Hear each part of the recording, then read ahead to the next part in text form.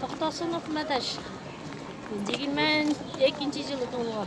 18 yaşında soğuş var. Germaniyaga чейин туып барып, немистерди. Ошактан жеңиштик алып келгенде атам. Siz жүрүшкө кимдин сүрөтүн алып чыктыңыз? Бул ким? Atam, Аха. çoğun atam. Soğuşa katışkan. Аты жөнү кандай чоң атаңыздын? Hacımatı Borazbek. Begevat ayrılan bu. Аха. Sizçi? Otam men opam жүрөт. Экөө тең согушка катышканбы же кандай? Otam kaç. Аха. Opam tıldı. Тылда эмгектенгенби? Аты жөндөрү кандай аты энеңиздин? Otam Ziyayev Abdugаны. Opam Ziyayev Örünüsü.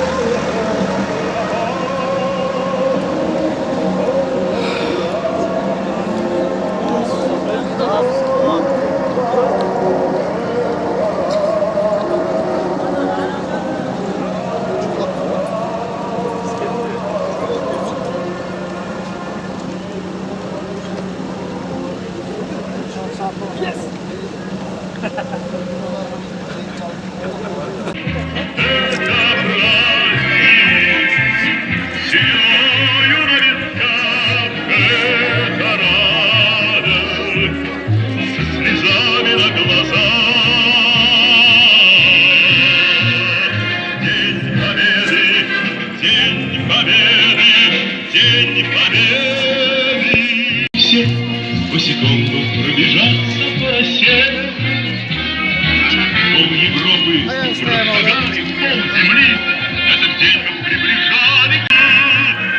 Это праздник семьёю на висках.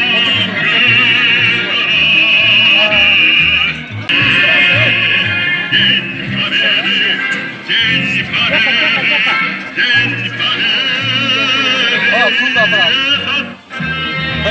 Были версты обгорелые, как эта радость, со слезами на глазах. День победы, день победы, день победы.